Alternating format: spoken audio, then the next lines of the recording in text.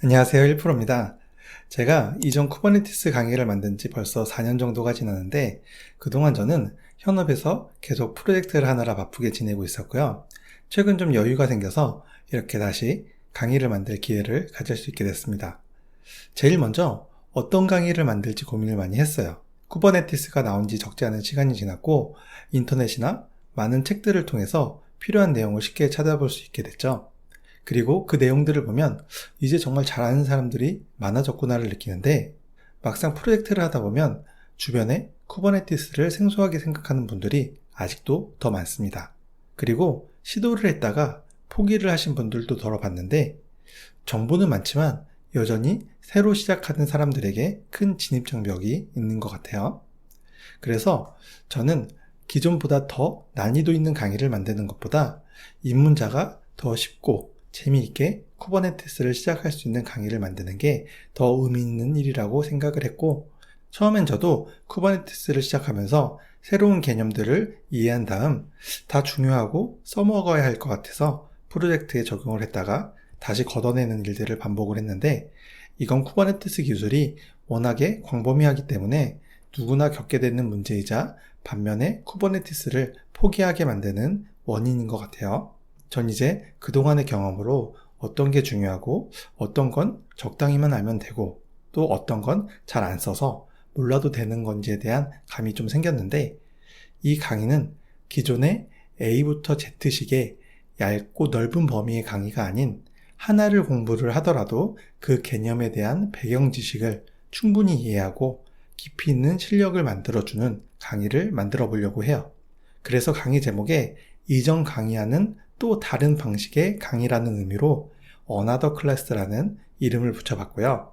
또 한 가지, 그냥 강의만 듣고 넘어가면 머릿속의 지식은 금세 날아갑니다. 공부한 자료와 소스를 내 스타일로 변경하고 언제든 써먹을 수 있는 상태로 만들어 놓은 다음에 실무에서 하나씩 꺼내 썼을 때 그 기술이 내 몸에 쌓이는 거고요.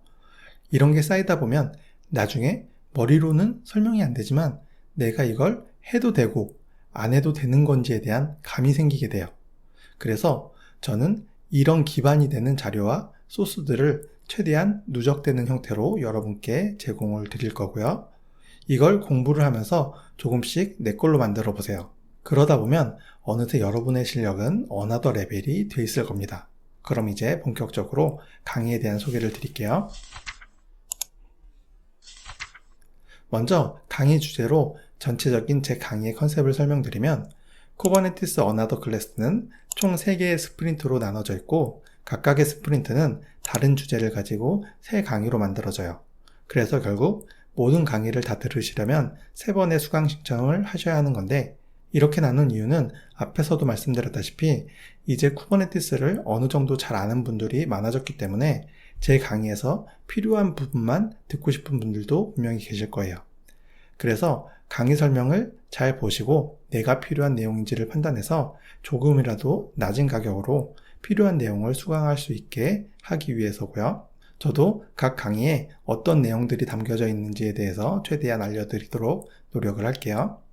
그리고 스프린트가 보통 2주를 얘기를 하는데, 여러분들이 스프린트 강의 하나를 들을 때 최소 2주는 잡고 공부를 했으면 해요. 5시간 정도의 강의 분량을 2주 동안 듣는 방법은 바로 복습을 해야 된다는 거고요.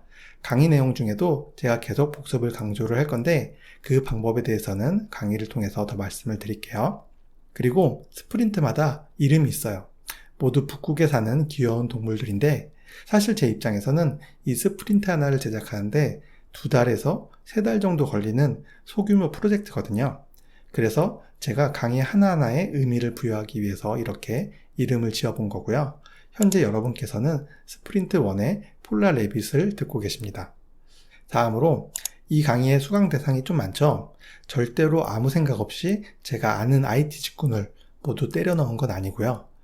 이분들이 수강을 하셔야 되는 이유는 뒤에서 별도로 말씀을 드릴 건데, 일단 대상군이 많다는 건 입문자가 들을 수 있는 난이도라고 보시면 되고, 이 3개의 스프린트 전체가 그렇고 저는 이 전체에 대한 난이도를 지상편이라고 붙였습니다. 그럼 이제 다음 편으로 조금 더 높은 수준의 난이도가 있겠죠? 점점 깊게 들어가는 의미로 해수편과 심해편 그리고 해연편까지 생각을 하고 있고요. 이때의 수강 대상은 이런데, 저는 최근까지 큰 프로젝트에서 쿠버네티스 파트의 아키텍트 역할을 해왔고요. 최대한 제가 했던 일까지 모두 강의로 만드는 게 최종 목표예요. 그래서 여기까지가 전체 강의 컨셉에 대한 얘기를 드린 거고, 이제 수강 대상과 이 대상들이 쿠버네티스를 왜 알아야 되는지에 대해서 얘기를 해볼게요. 앞에서 수강 대상은 이렇다고 말씀을 드렸고요. 먼저 IT 신입 경력 구직자를 보면 채용 우대사항의 항목들은 점점 많아지고 있습니다. 이 우대사항들은 그 팀에서 주로 쓰는 개발 환경들을 나열해 놓기 마련인데, 그만큼 IT 시스템이 나날이 복잡해지고 있다는 거죠. 그리고 이제 쿠버네티스가 직군을 막론하고 한 자리를 차지하는 걸 볼 수가 있고요. 그래서 이제 구직을 할 때 쿠버네티스도 알아야 되는데, 우대사항까지 이렇게 챙겨야 되나 싶겠지만 요즘은 고스펙 경쟁 시대라 구직자분들께는 부담을 드리는 것 같아 정말 죄송하지만 어느 정도는 알아야 된다고 말씀을 드립니다. 다음으로 개발자, 데브옵스, 인프라 엔지니어인데, 이들에게는 각자의 영역이 있지만 쿠버네티스는 어느 특정 영역에 한정되지 않아요.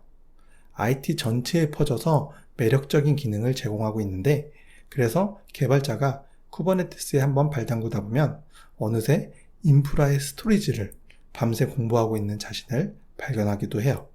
그래서 저는 쿠버네티스가 영역 파괴자라고 불러도 과언이 아니라고 생각을 하고, 각 영역의 경계를 많이 모호해지게 만들었다고 보는데, 그만큼 쿠버네티스를 잘 모르면 누군가에 의해서 내 영역이 흔들릴 수가 있게 된다는 거죠. 그래서 쿠버네티스를 좀 알아야 각자의 입지를 더 튼튼하게 다질 수 있다고 말씀을 드리고요.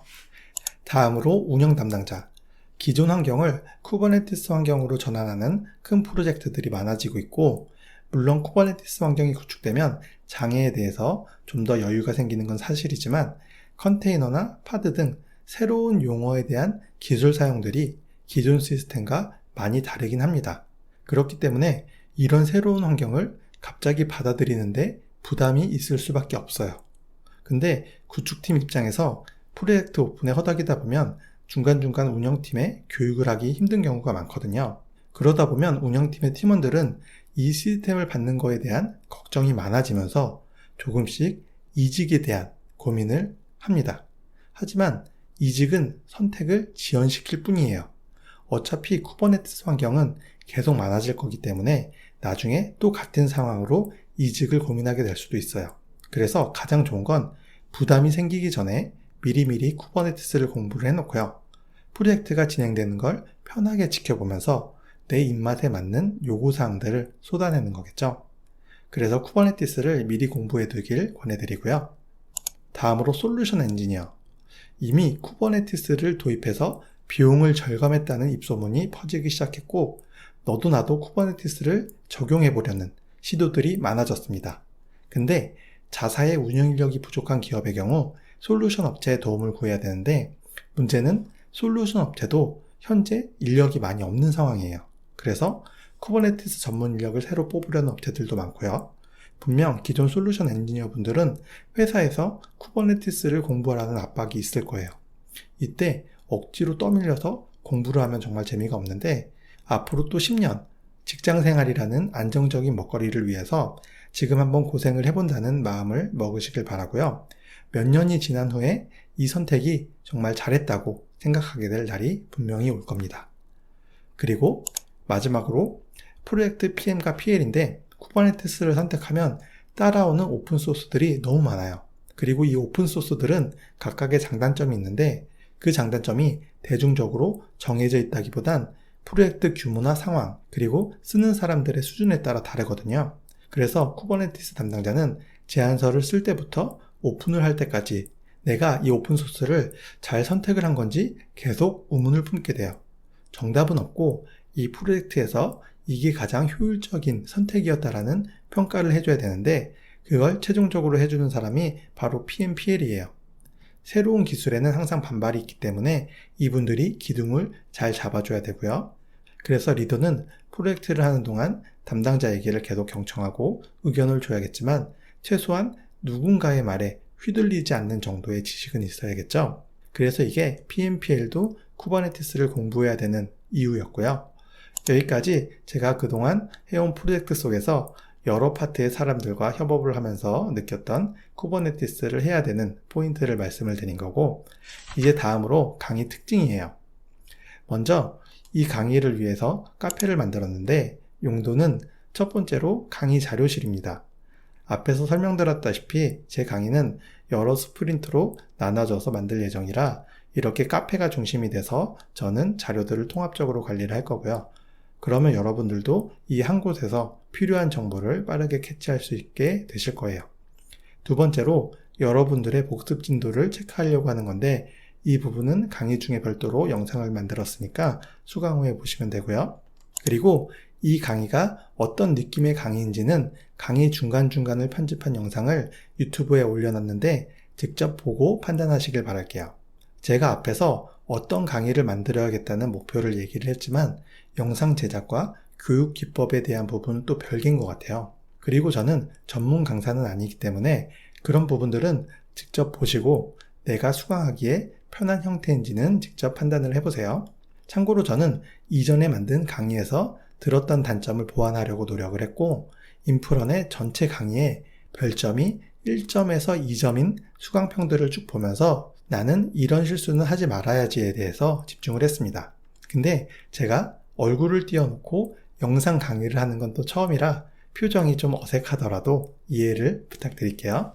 앞으로 점점 부드러워지지 않을까 생각이 되고, 다음으로 학습 내용인데 강의 설명에 이렇게 강의에 대한 주요 이미지들을 올려놨기 때문에 어떤 내용을 다루는 건지 대강 알 수가 있을 텐데, 만약 이 그림들로 부족하면 제가 강의를 만들면서 블로그로 강의의 일부를 올려놨거든요. 그래서 이 내용들을 보시고 충분히 판단을 한 다음에 강의를 수강하시면 됩니다. 다음으로 강의 실습 환경에 대해서 얘기 드리면 지상편 전체 실습 환경으로 개발 환경과 CI/CD 환경 그리고 인프라 환경을 구성할 건데 각 스프린트마다 하나씩 구성이 될 예정이에요. 그래서 스프린트 1에서는 인프라 환경만 구성을 해서 실습이 진행된다고 보면 되고, 최종적으로는 이 전체 환경을 직접 구성하고 활용할 수 있게 되는데 이게 컨테이너 환경의 전체 파이프라인입니다. 지상편을 모두 잘 수강하면 이 내용들이 모두 내 PC 위에서 돌아간다고 보시면 돼요. 이 흐름에 대한 내용은 강의 중에서 자세히 설명을 드릴 거고, 그래서 현재 스프린트 1에서는 이런 환경을 구성할 건데 내 PC에 버처박스와 베이그란트를 이용해서 게스트 OS를 띄우고 설치 스크립트로 인프라 환경을 쭉 만듭니다.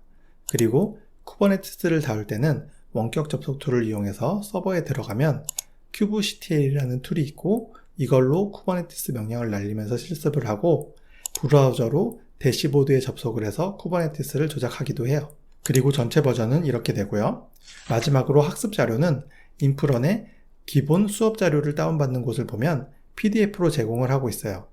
그리고 수강평을 작성하신 분에 한해서 강의 자료실에서 원본 PPT를 받을 수 있으니까 필요하신 분께서는 링크로 들어가서 방법을 읽어보세요.